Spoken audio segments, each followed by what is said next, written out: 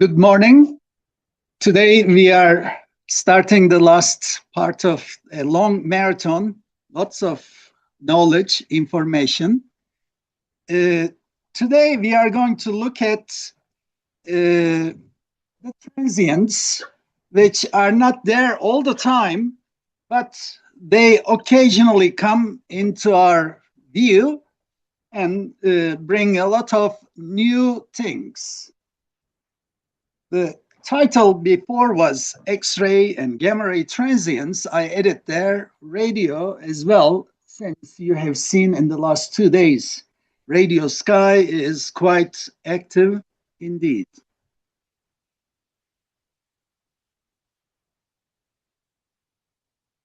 In the high energy domain, to observe something transient, you need to have an open eye.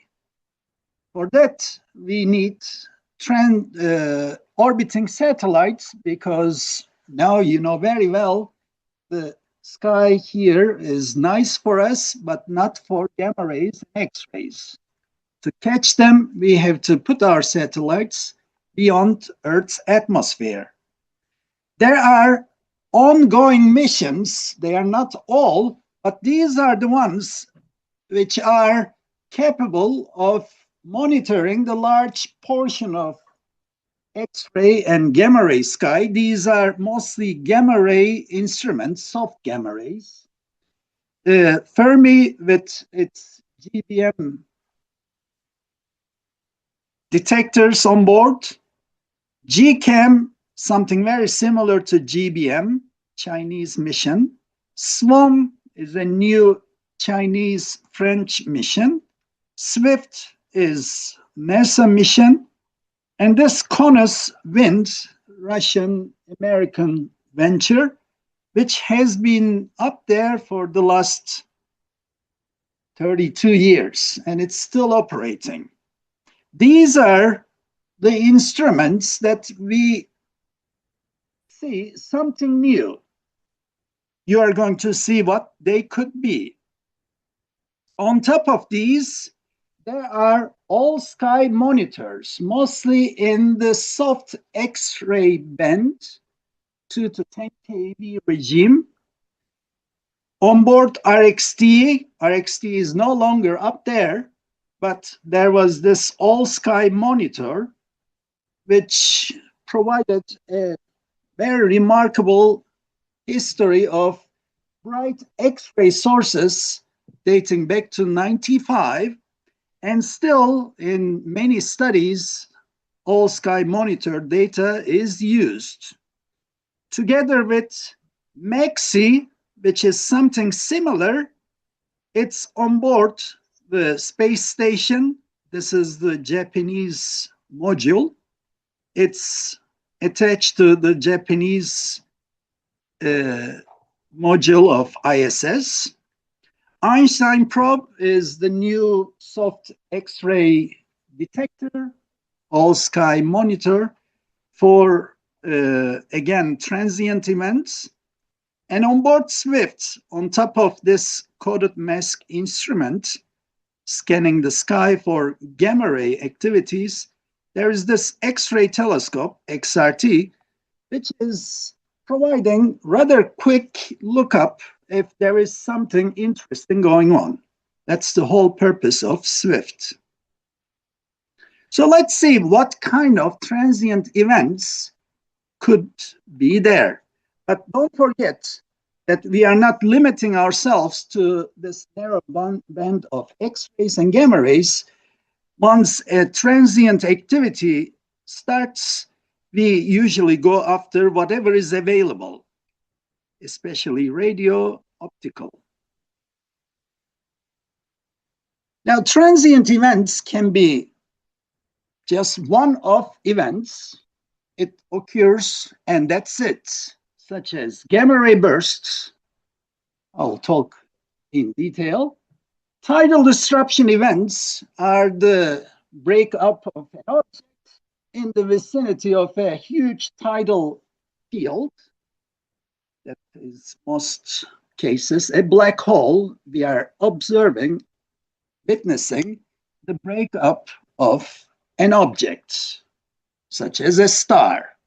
So it generates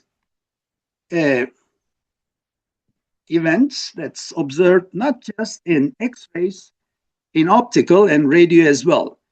Supernova explosions you have seen in the last couple of days. The expanding shell interacts with the interstellar medium, and that generates shocks that can be observed again once from a distant event.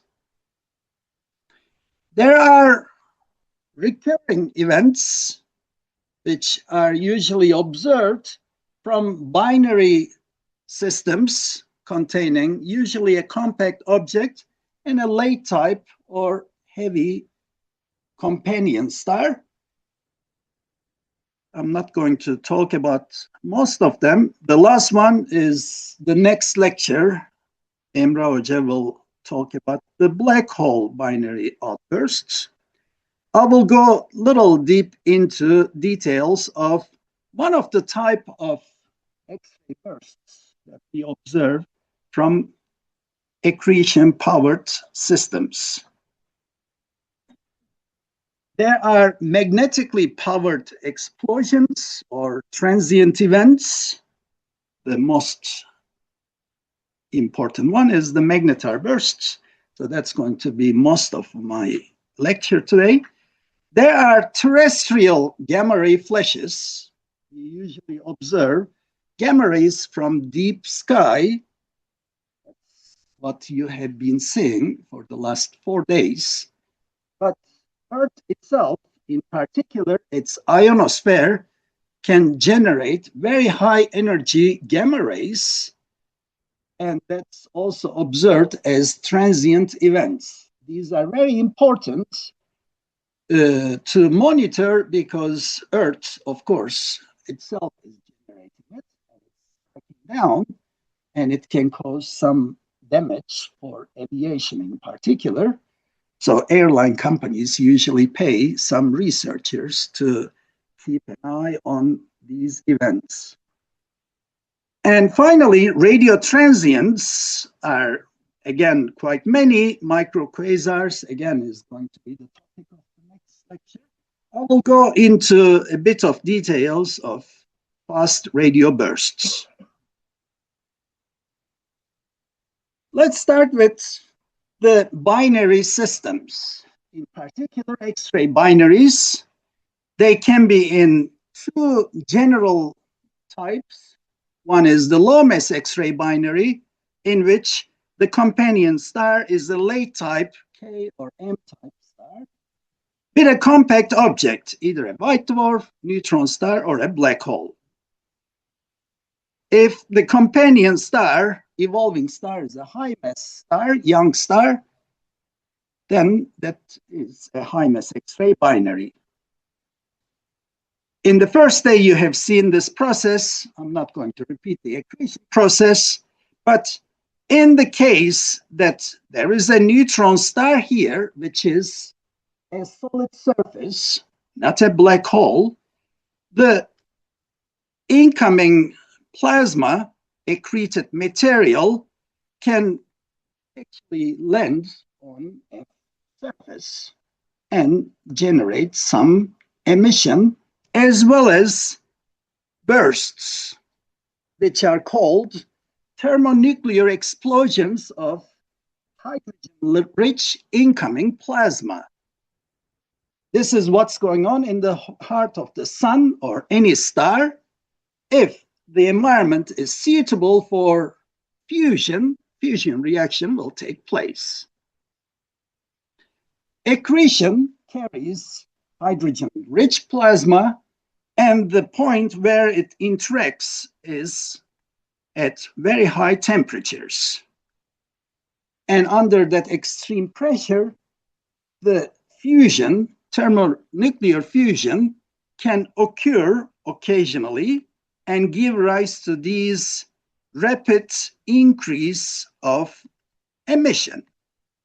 These are different duration type 1 X-ray bursts or thermonuclear bursts from 3 low mass X-ray binaries containing neutron stars, we are sure that these are neutron stars because what we are observing is an explosion taking place from or very near the surface of an object.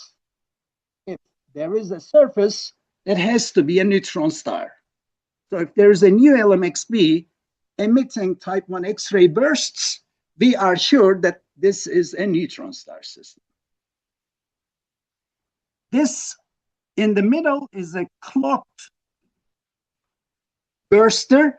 It emits nuclear bursts quite frequently and quite periodically because incoming material comes and develops that environment for fusion to take place. Some bursts are even more energetic and they display what's called photospheric expansion, with the explosion spreading out to the surface. The top is the luminosity. This is the temperature obtained from the spectral fitting, and this is the radius. You can clearly see the expansion of the radius to almost twice the neutron star size. I'm not going to go deep into details. Tolga Hoca is an expert. You can ask questions on these bursts. This is very important because with these events, we can put constraints on the mass and radius in, that means the equation of state of neutron stars. These are very powerful neutron star mass radius measuring tools. What I want to mention in these very short 10 to 15 seconds on average events, we occasionally see oscillations, namely the light in it oscillates at some very high frequencies. Here, this is a burst that goes up very rapidly and comes down just almost like an exponential decay. This is a characteristic morphology. Inside the events that you see here, when they are used for timing analysis, in particular Fourier analysis, you see this very high frequency oscillation. And in most cases, this high frequency oscillation is near or the same as the rotation frequency of the neutron star, which is otherwise very difficult to observe because these neutron star systems have very low magnetic field, and low magnetic field cannot channel accreted material, large enough material to cause the lighthouse effect.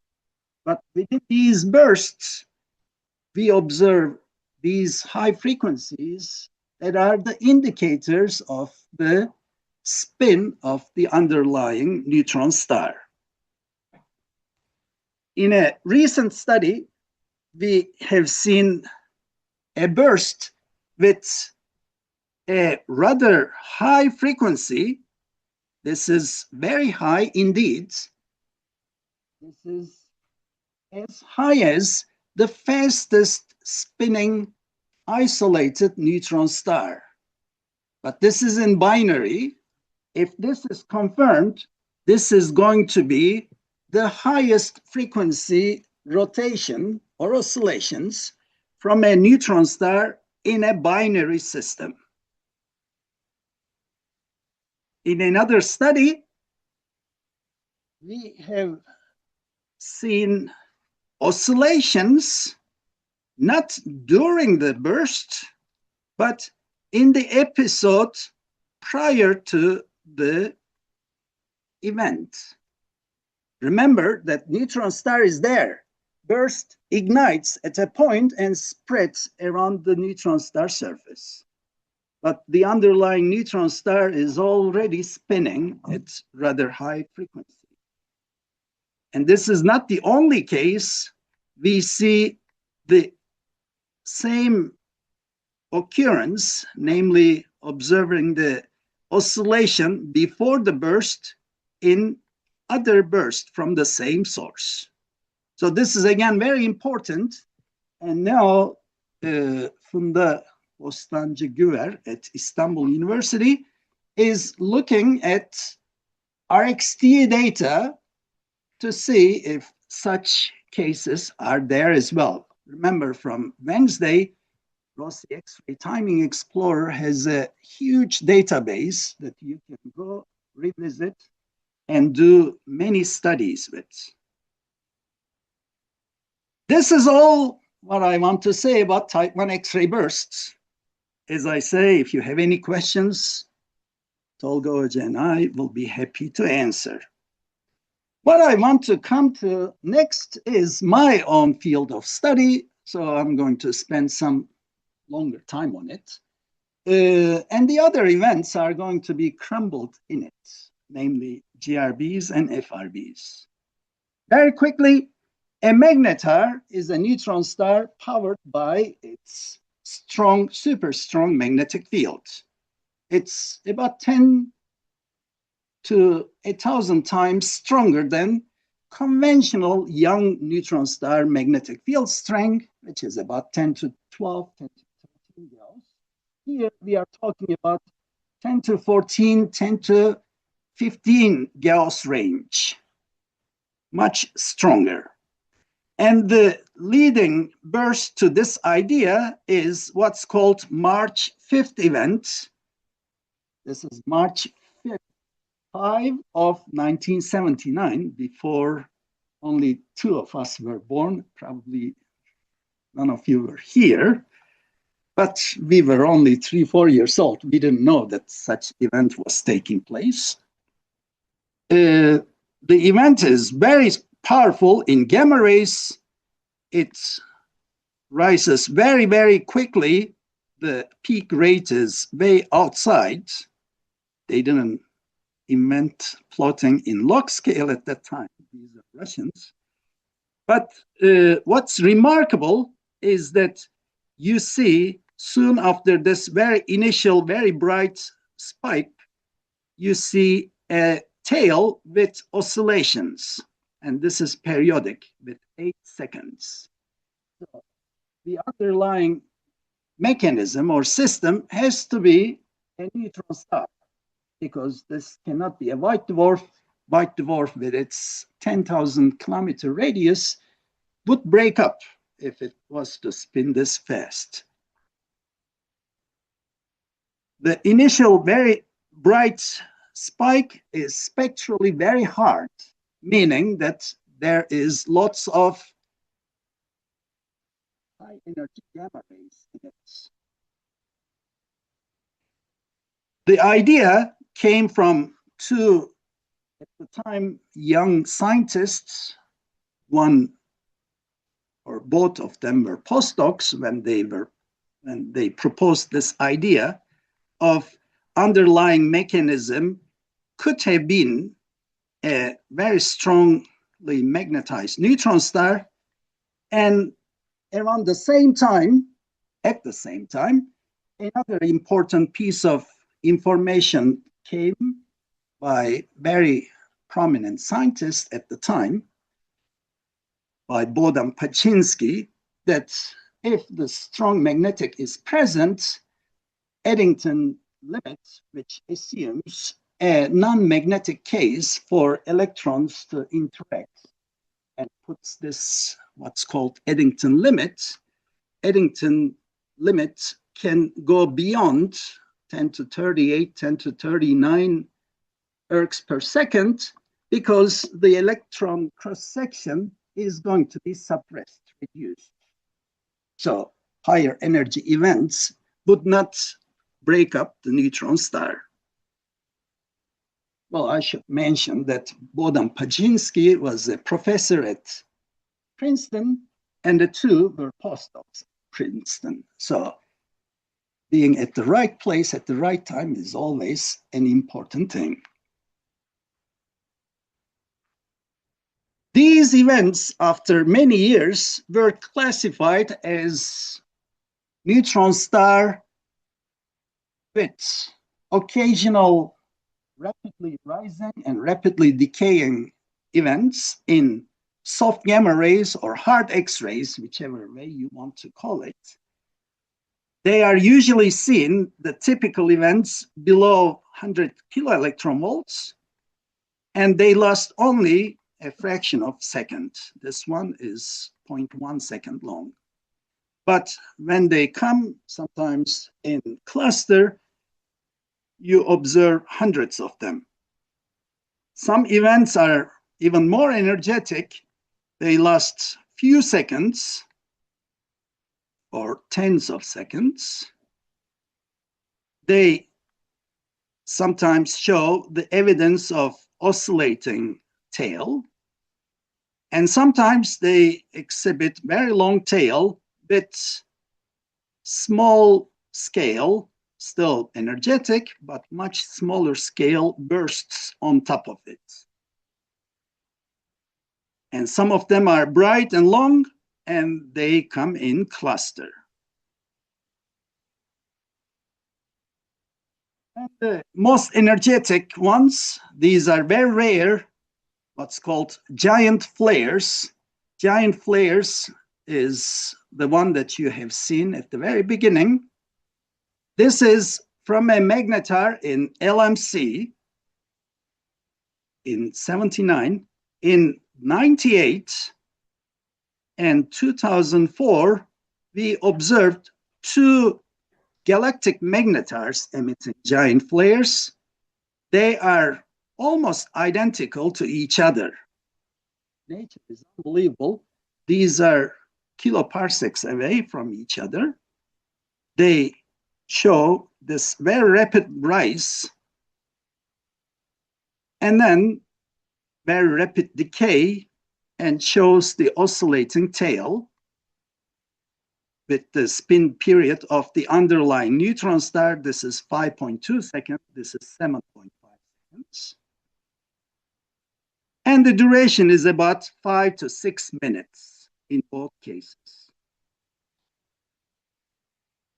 So this is a neutron star in the end.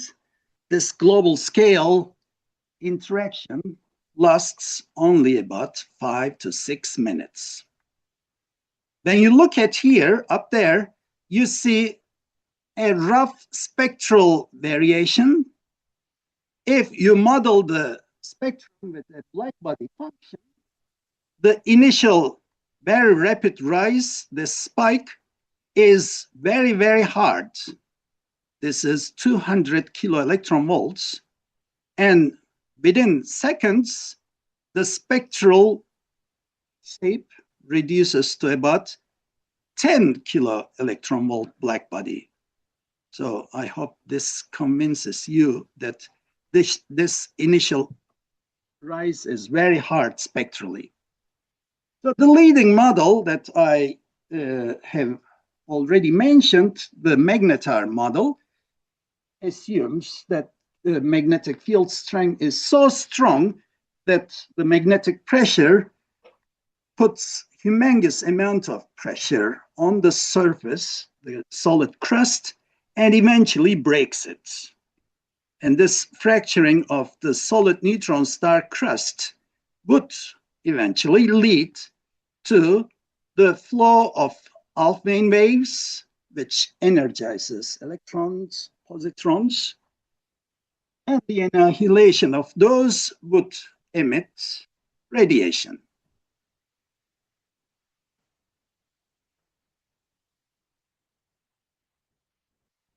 It's an unfortunate day to describe the situation, but this is analogous to earthquakes on the crust of the Earth. Today is the anniversary of the big earthquake happened 3 years ago. For this pressure to bring the crust to that critical position, the magnetic field strength has to be strong.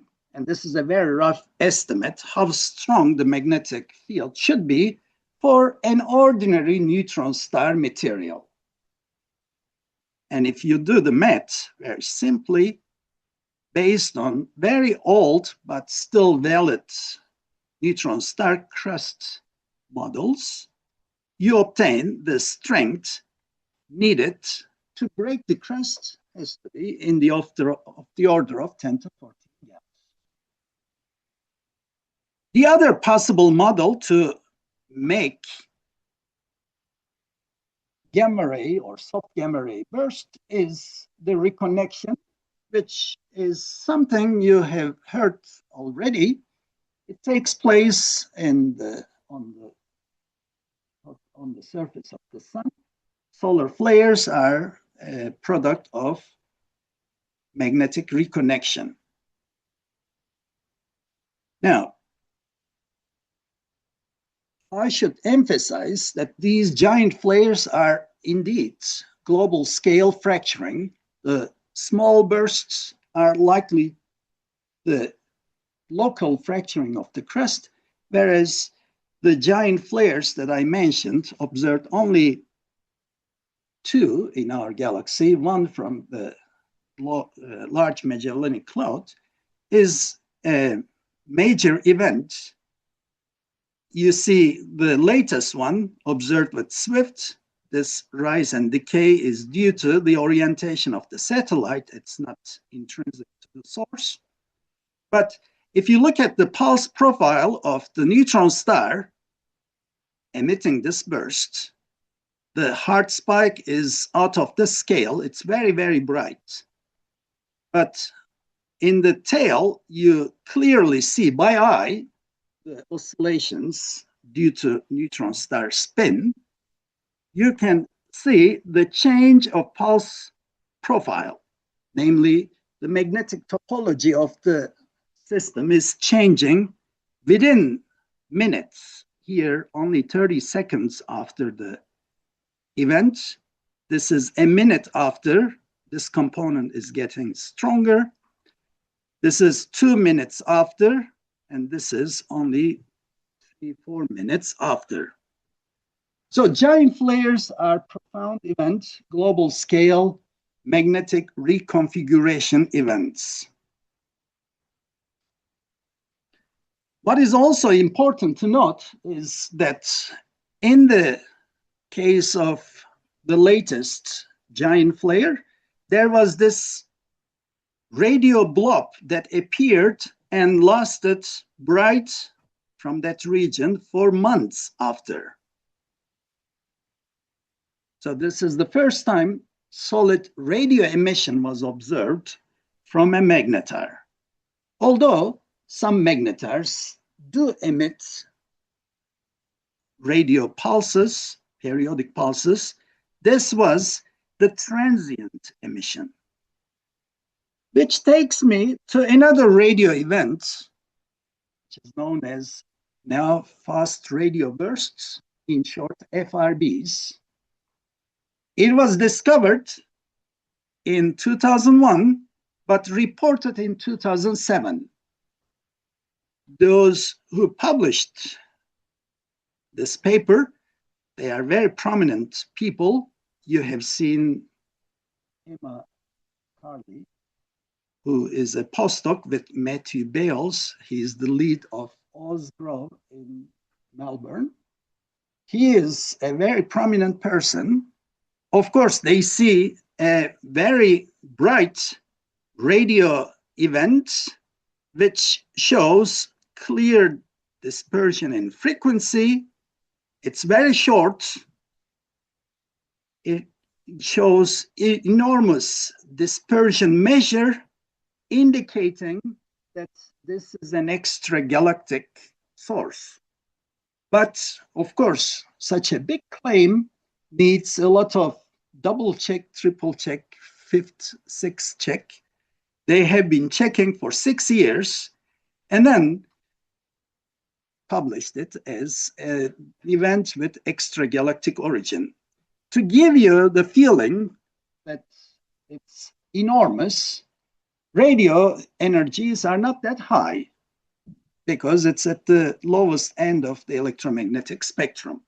But if you are to put those parameters into the blackbody curve, which is Rayleigh-Jeans limit, the corresponding brightness temperature for this intensity is going to be 10 to 35 Kelvin, which is, of course, out of any blackbody approximation. This is just to show you how enormous these extragalactic radio bursts are. In order for such beam of radio waves to arrive, the mechanism causing it has to be a coherent mechanism. It cannot be just an event sneaking out of a magnetic domain. So with these, the new field has emerged, and that is the field of FRBs. After the report, luckily Arecibo telescope was still operating in Puerto Rico.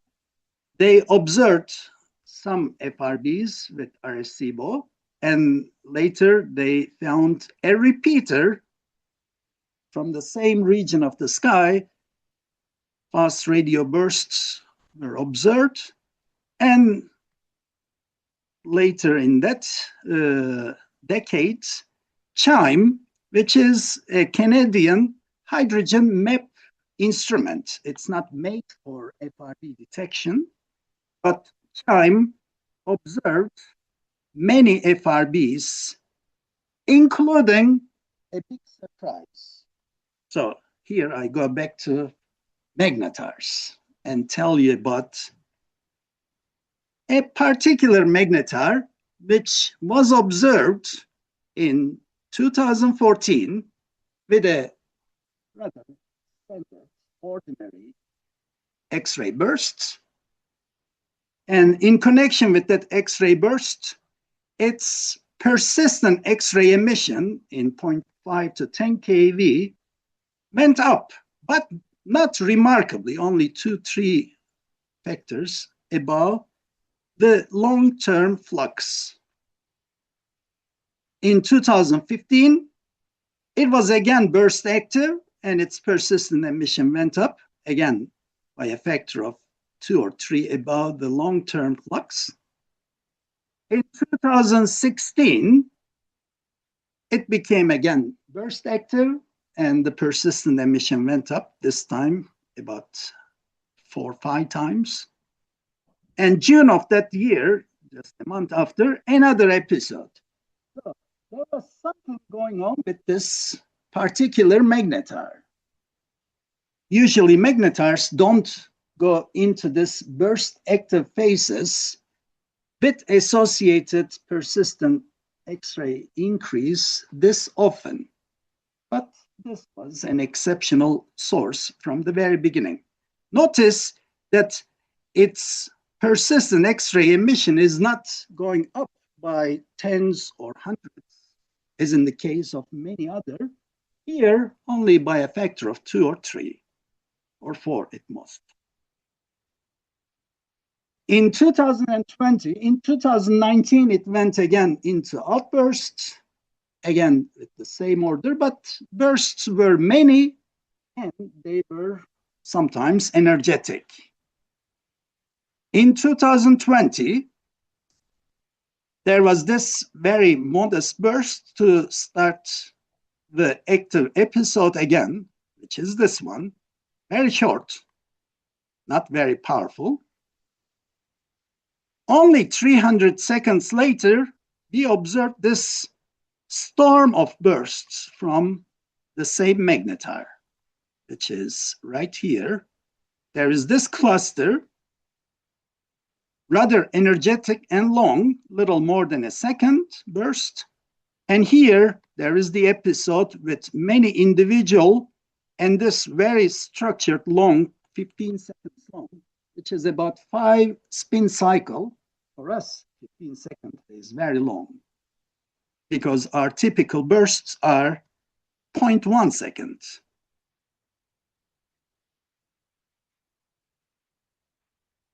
Only 20 hours after that ignite, there was this report by CHIME, the Canadian Hydrogen Map Instrument, showing 2 fast radio burst events from this magnetar 1935.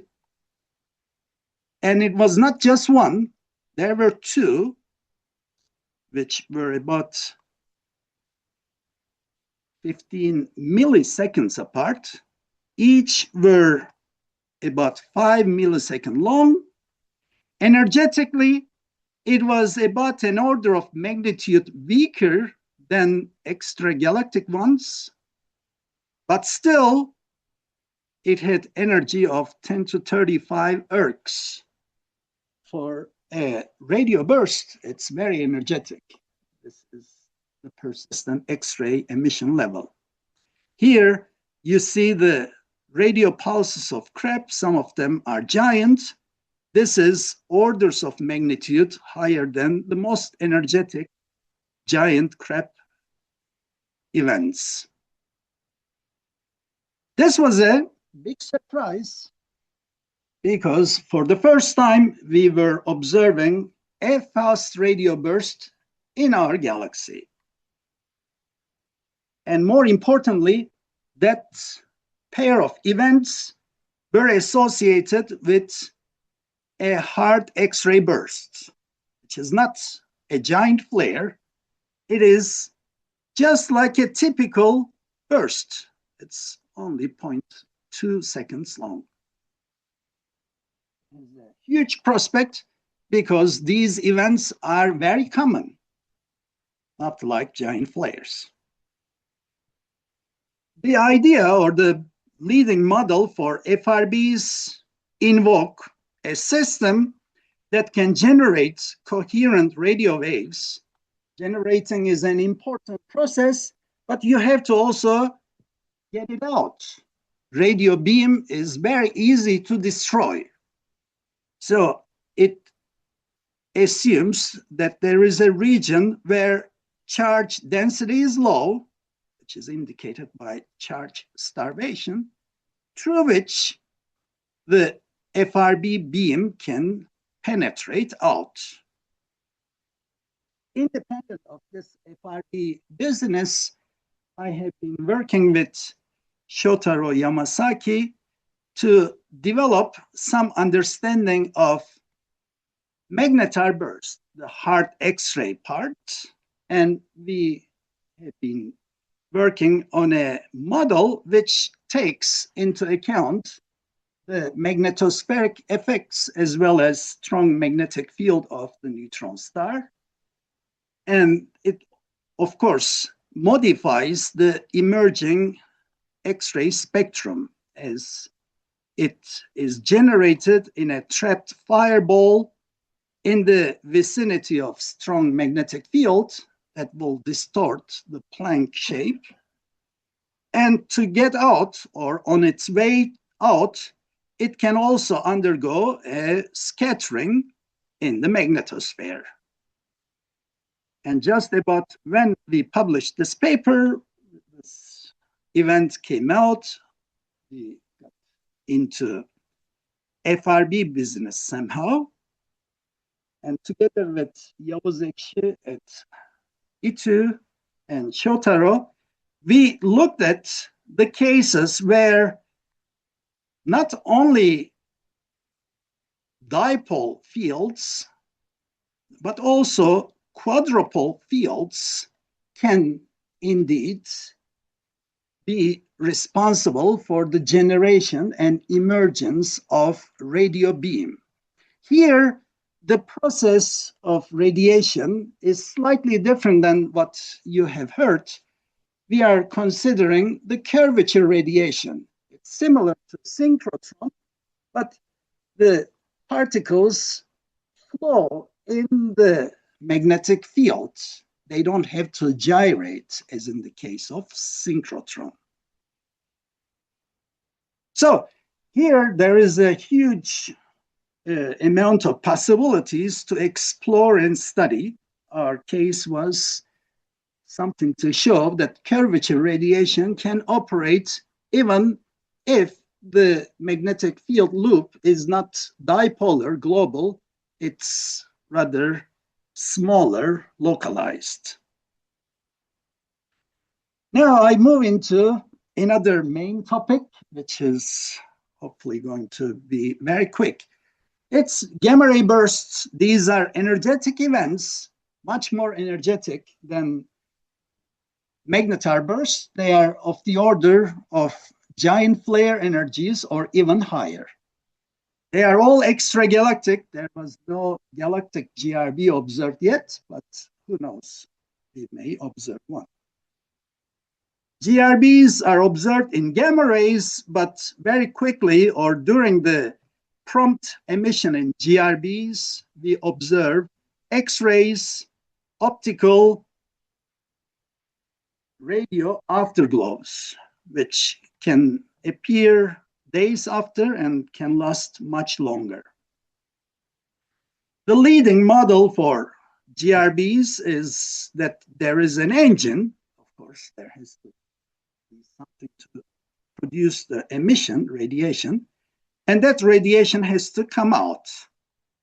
The engine is likely the collapse of a massive progenitor star, the energetic supernova, usually called in this field as hypernova, more energetic supernova, generates the jet that can break the shell around and come out. And the interaction of these with the interstellar medium generates the afterglow. For what's called the short duration events, the leading model was the merger of two compact objects, either a neutron star, or neutron star with a black hole. This is the list of important events in the field of GRBs. This is the first one. Historically, it's very important. I don't have time to tell. This is the first GRB with optical afterglow in 1997. This is the first GRB with definite supernova association. This is the short GRB with a host galaxy identified. This is the most distant GRB. Z is more than 8 redshift. This is when the universe was very, very young, about 1 billion years old. And this is the GRB that was associated with the gravitational wave event. You have already heard this merger of two neutron stars, possibly 60% of the whole telescopes on the globe pointed to this direction. And this is the GRB, which has been the most energetic and estimated to be the most energetic in the time frame of 10,000 years. There was this GRB observed last year, which lasted about 8 hours. GRB energetics is something that we, again, do spectral analysis and obtain what's called peak energy. This defines the hardness, and from the spectral model, we extract all sorts of information, including the energetics. When you look at the short duration ones, which are usually associated with the merger, they are spectrally harder than the long duration ones, which are most likely the end product of a very energetic supernova event. Among those GRBs, again in 2020, there was this particular event, which was very short, only 0.14 seconds long. But with the Fermi-Lot instrument, there were the reports of 3 very energetic photons from the same direction. One is about 20 seconds later, and other ones are about 5 minutes later. Now, having a short event with very energetic photons, of course, this highlights 2 possibilities. One is that it can be a short GRB, an end product of a merger, or it can be the giant flare from a distant magnetar. This burst was identified and localized well to the Sculptor galaxy, about 40 megaparsecs away. And if there is a magnetar in your home area, galactic, this is what you observe. But if you're observing this event from far, far away, you are not going to be able to see the oscillating tail, but the initial hard spike will show itself. And this is what you would observe. So with this idea, we went on to check its spectral behavior, and it seemed very quickly, this is the peak, yellow and blue, those are the very hard places. E peak values exceed 1,000 kilo electron volt. It's in the MeV range. So this was the conclusion, that we are observing not a GRB, but the initial hard spike of an extragalactic giant flare. We were lucky that the same event was observed with a TGF satellite. This is a Norwegian, Danish, Spanish venture. They observe this terrestrial gamma ray flashes. They are geophysicists. They don't usually pay attention to the gamma ray sky. They want to monitor the Earth interaction. ASIM is also on board space station. It's a monitor for atmosphere-space interaction, TGF business. It has very large collecting area at these energies, and it has very high temporal resolution because TGFs are very short. That's why on the top you see in red Fermi light curve in the hard X-ray regime. This is the BGO detector. And high energy detector of ASIM has a lot more photons because it has large collecting area and it has high time resolution. So the timing of it led to the discovery of the very, very high frequency oscillations in the Fermi data, in the ASIM data, which was later seen with Swift-Bot data as well. This is a very short episode of oscillation, and the frequencies are very, very high. Dynamically, this cannot be the neutron star emitting from its surface. It's very likely the magnetospheric oscillations. The extragalactic magnetar giant flare population is on the rise. This is another event. This is yet another event that's identified. In the next 3 minutes, I'm not going to exceed it. I exceeded already. I will talk about FRBs. I told you CHIME was a big thing for FRB, although it was not designed for FRB detections. it reported its first catalog in 2019, and that report made the cover of Nature. They are very energetic. Some of them are repeaters, and some of them come in such shape, one after another. Just about a month ago, they announced the second catalog, which consists of 5,000, more than 5,000 FRBs. Some of them are repeaters. Some of them are just one-off events. So if you are interested, look at their paper. What I want to tell you, I'm very excited about it. There is an effort in Taiwan, which is an array of radio antennas in a natural reserve designed to catch fast radio bursts.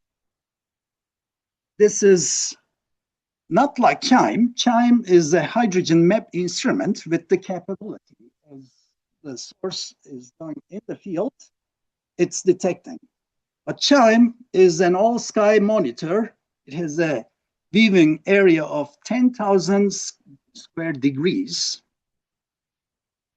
With the main station, which has now 256 antennas, very soon this is going to be upgraded to 2,048 antennas. And it's already giving good results. This is a pulsar with 0.7 millisecond period. You can see the pulsations in radio. And they are building outrigger stations in Taiwan, here in Nantao, another one in an island of Taiwan, Green Island, as well as one in India and one in Japan. And there is a plan to build one in Hawaii. So what's exciting about this is that we are proposing to put one outrigger station somewhere in Turkey, which will be the westmost outrigger station, about the same distance as Hawaii. Hawaii sees the entire eastern sky of Taiwan. We will be seeing the entire west side of Taiwan.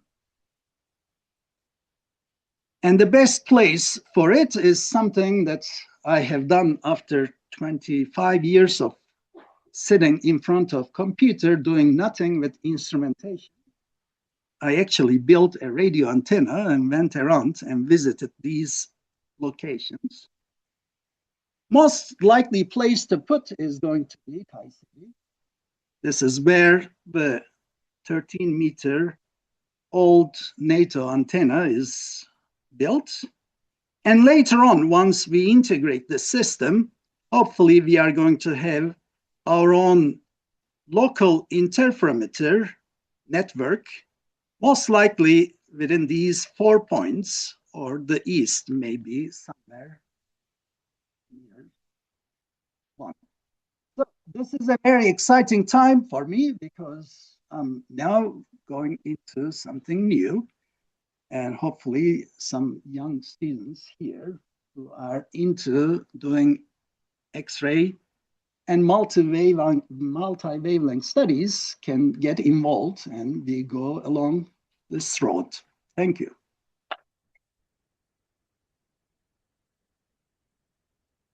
Any questions? I know I exceeded my allocated time, but if there is any, please go ahead.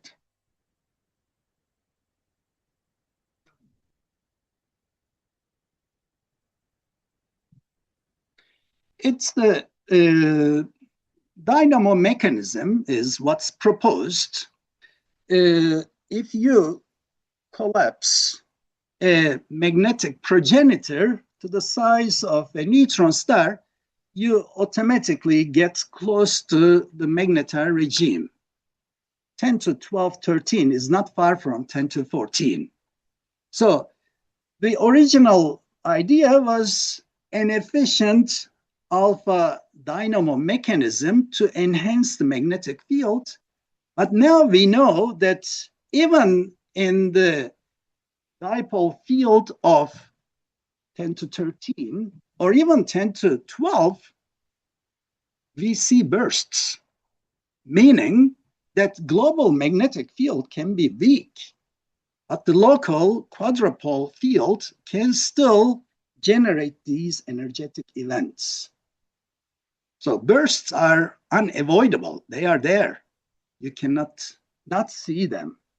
So if there has to be a mechanism.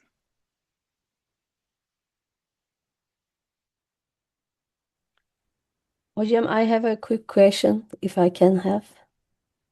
Hüsne, 1 second. There was one question from here. I will take yours next.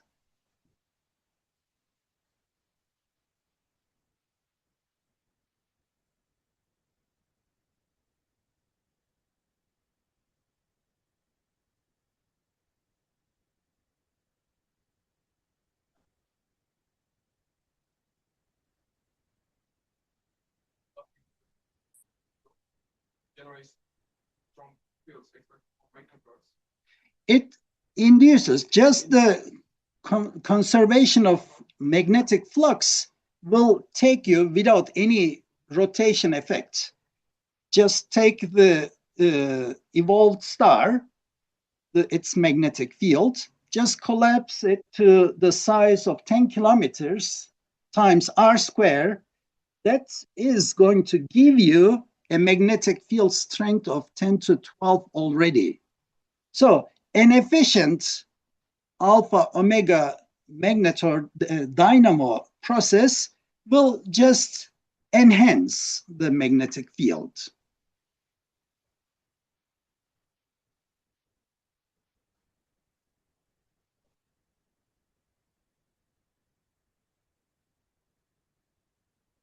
That's a very, very important and good question.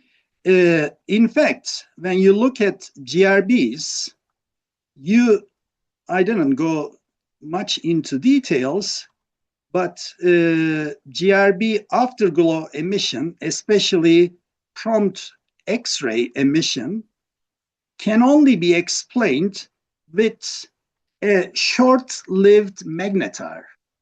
So soon after the GRB ignites, you observe this prompt X-ray emission.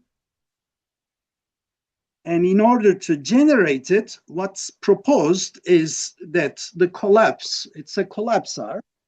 Collapse is, of course, first has to collapse down to a neutron star.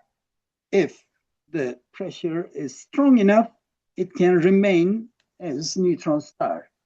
If the pressure is even higher, a black hole forms with a fallback disk that can generate this immediate X-rays. But another possibility is to form, because it's going to be spinning very fast, it's a short-lived magnetar that can power the immediate X-rays. So that's very possible. Hüsne, yes, please go ahead. Yes, hocam, I'm here. One of the examples that you gave for the giant flares had an initial emission, then oscillations, but the shape of oscillation was like a Gaussian shape instead of like decreasing or the constant. Why do you think that's so? And do you have any idea about that? It's the last example, actually. Oh, the last example. Yes, I didn't go into detail, but this is not oscillation here. The way they attribute this to an extragalactic magnetar giant flare is the following. This is the event, very short and hard. This is the error circle. They couldn't pinpoint So there are many galaxies here. The previous one was identified with M82. With that, they would estimate the energetics and compare it with 1806 galactic magnetar. So this is definite. But here they couldn't identify the host galaxy. So what they did, it's very hard. E peak is of the order of MeV. They did look at different distances, Z, and show that given this Z, its distance is not known, but if it's very distant, it's an ordinary GRB. If it's nearby, it's among the magnetar giant flare candidates. So this is not true oscillations. This is true energetics. Okay, thank you. Yes.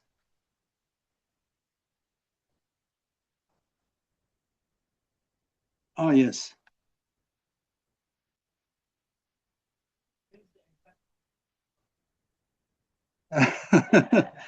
It's Ayvalık Küçükköy. It's a Sabancı University Technology School. It's the old Küçükköy village school, which turned into a deney atölye type place. It's the garden of it. Ayvalık is, of course, not like big city. It's quite radio clear. Okay. Well, sorry for the long. Yeah.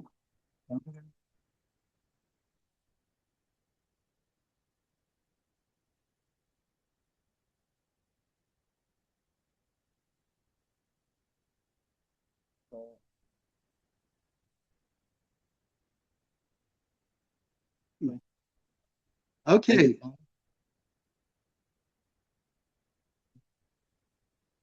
Yes.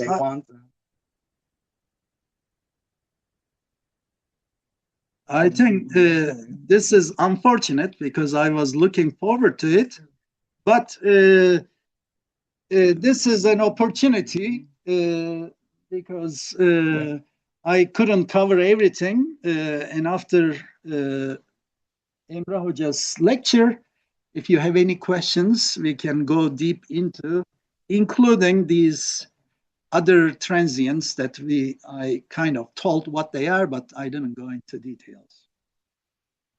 All right, so it's break now.